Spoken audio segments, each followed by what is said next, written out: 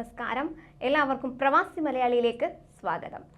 തൊഴിൽ മേഖലയിൽ വൻ അഴിച്ചുപണിക്ക് തയ്യാറെടുക്കുകയാണ് കുവൈറ്റ്. മതിയായ യോഗ്യതയില്ലാത്ത എഞ്ചിനീയറിംഗുമായി ബന്ധപ്പെട്ട തസ്തികകളിൽ തൊഴിലെടുക്കുന്നവരെ പരിശോധനയോടെ കണ്ടെത്താനാണ് തീരുമാനിച്ചിരിക്കുന്നത്.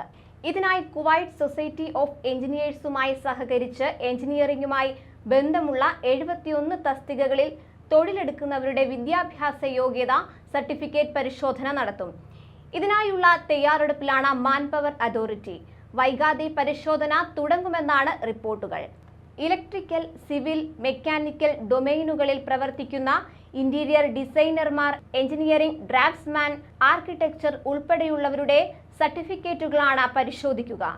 ഡിപ്ലോമ, ബിരുദം തുടങ്ങി വിവിധ യോഗ്യതകൾ നിഷ്കർഷിക്കുന്ന തസ്തികകളാണ് പട്ടികയിലുള്ളത്.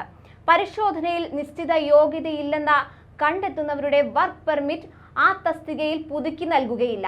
നേരത്തെ എഞ്ചിനീയർമാർക്ക് നടത്തിയ രീതിയിലുള്ള എഴുത്തു പരീക്ഷയും ഇവർക്കുണ്ടാകും. കഴിവും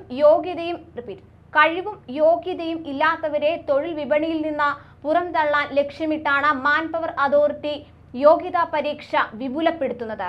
വിദേശികളെ കുറച്ചുകൊണ്ടുവന്ന് സ്വദേശി ഉദ്യോഗാർത്ഥികൾക്ക് പരമാവധി അവസരമൊരുക്കുകയും പരിഷ്കരണത്തിലൂടെ കുവൈറ്റ് ലക്ഷ്യമിടുന്നുണ്ട്.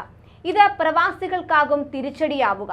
ഉൽപാദനക്ഷമത വർദ്ധിപ്പിക്കാനും അവിദഗ്ധ തൊഴിലാളികളെ പുറന്തള്ളാനും ഇതുവഴി കഴിയുമെന്നാണ് അധികൃതരുടെ പ്രതീക്ഷ.